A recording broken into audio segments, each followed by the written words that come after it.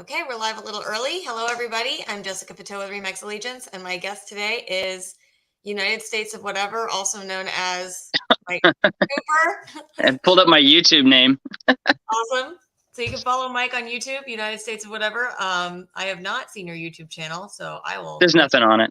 Oh, okay. So Mike Kuper is my new best friend because he does a lot of things involving waterproofing. So Mike, why don't we start with why waterproofing? What prompted you to go into this business?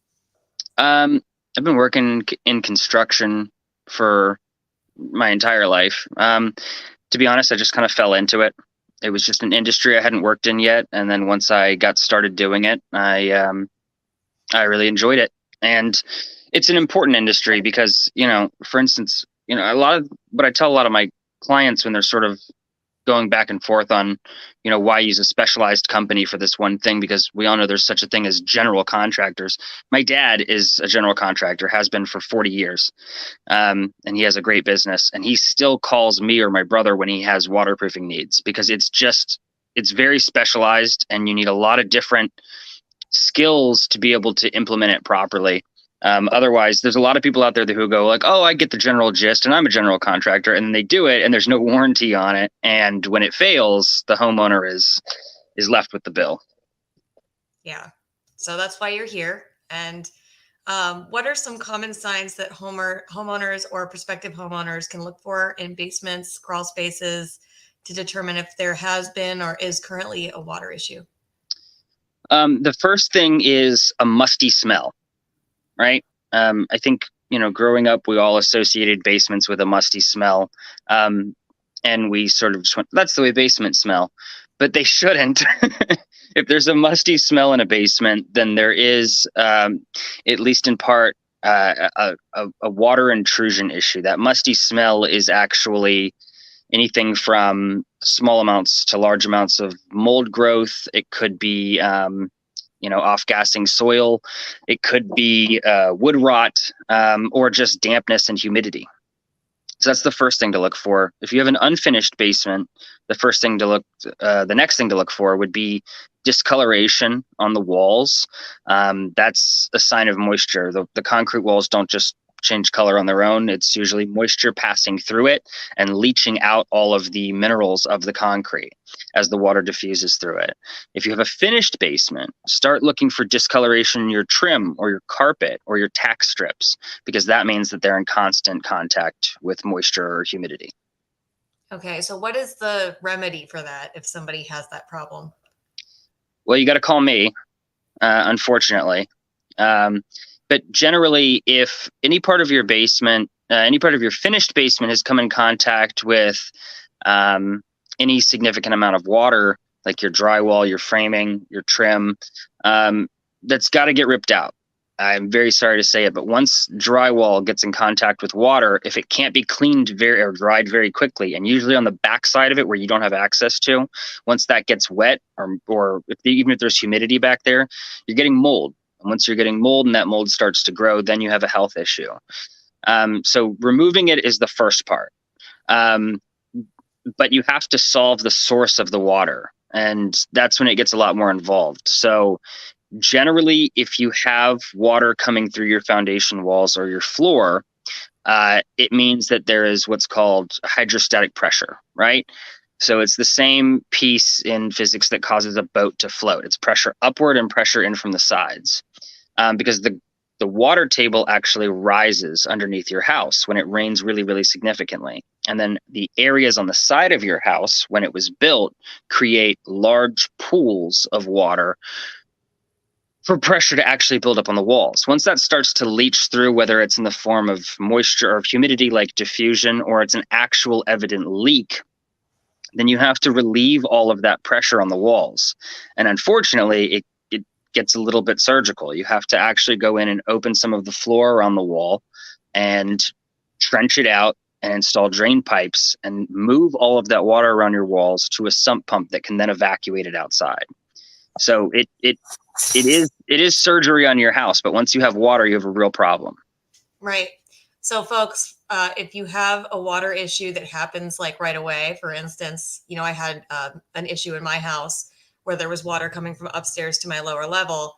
So the first thing you should do if you have that issue is, get ServPro out, right? So that you prevent this problem that Mike would have to deal with later if you didn't do anything. So when you get water, if you see it right away, you deal with it right away. That's the smart thing to do, because if you don't, you're going to have to call Mike later.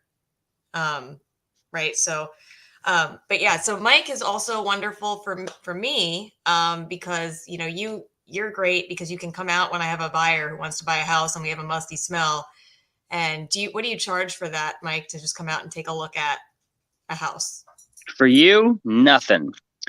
If it's a homeowner, absolutely nothing. It's a free estimate. I'll come and take a look at it. I'll inspect it. I'll let you know if there's any issues and what we need to do to fix it.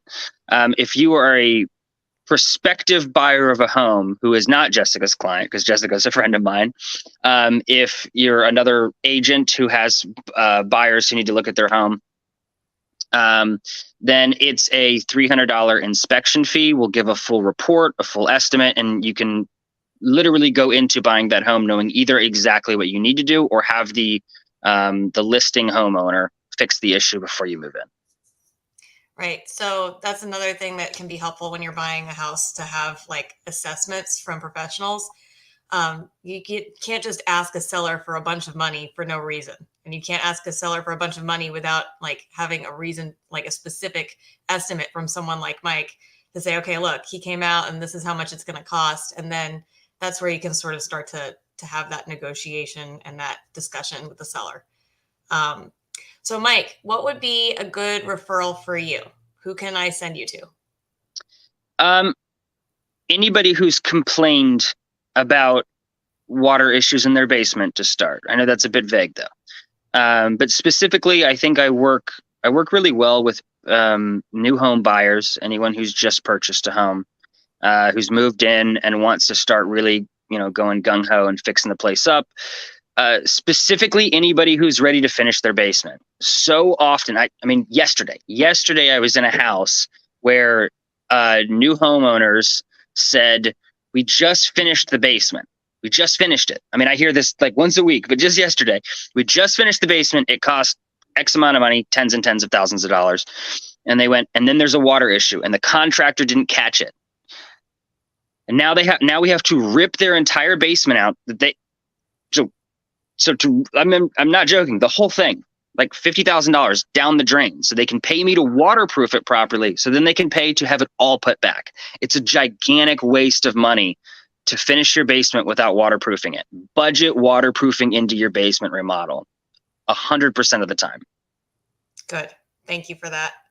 So that's another point about insurance, and I'm going to interview Mike Bushy in the future. But that's another reminder for me to remind my past clients and friends, and even if you haven't bought your house with me, to remember that it's important to call your insurance company when you do upgrade your house, so that you make sure that you're actually covered. So that's, especially if it's something like an addition, you want to make sure that that's covered, especially if somebody went in there and didn't do it right. And I'm not even sure, that's a good question for an insurance person, if that's covered, if it originally wasn't done correctly by a contractor. Do you know the answer to that question? About the insurance and when it comes to waterproofing? Right. Yeah. For legal reasons, I have to say, call your own insurance company. In all the years I've been doing this, I've never seen the insurance company, any of them, and I've argued with many of them, ever cover anyone for basement waterproofing. They won't cover outside in water, is what they say, even with an exclusive like flood or water rider. Your sump pump basically has to fail, and then that causes the flood, and they'll remediate, but they won't install a subfloor pressure relief system. And I do not know why. That's what they've told me, but call your own insurance company. I think you'd have to get flood insurance, right, to be able to get water issues covered. Even with flood insurance, I've never seen them cover literally foundation leakage. It's like the same as when like you buy like a new builder house, like you're the first owner. They'll give you like a 1 to 2 year foundation warranty. Well, why? It's because they know they didn't do it right. They did it to code, right? Which is a a cheap drain in the floor that's not pitched towards a well that's usually in the center of the room, which makes no sense. It's just they just did it to pass code. There's no vapor barrier. There's nothing important that would really stop water from getting in. So after about 2 years, I mean, yeah, I waterproof relatively brand new homes all the time. Wow. So anybody who has questions for you, Mike, after we end this, if you want to go ahead and put your phone number in the chat section or the comment section Yeah, of the video, absolutely. so that anybody can call Mike if they're worried about that. If you have a new house that you want to have your basement just kind of looked at, give Mike a call. He's awesome, very reliable guy. He can also help you with your crawl space if you have crawl space issues. I had you look at somebody's crawl space about a month ago. Mm-hmm. So call Mike. He's great. And thank you for joining me today, Mike. Hey, no problem. Thanks for having me. See you later.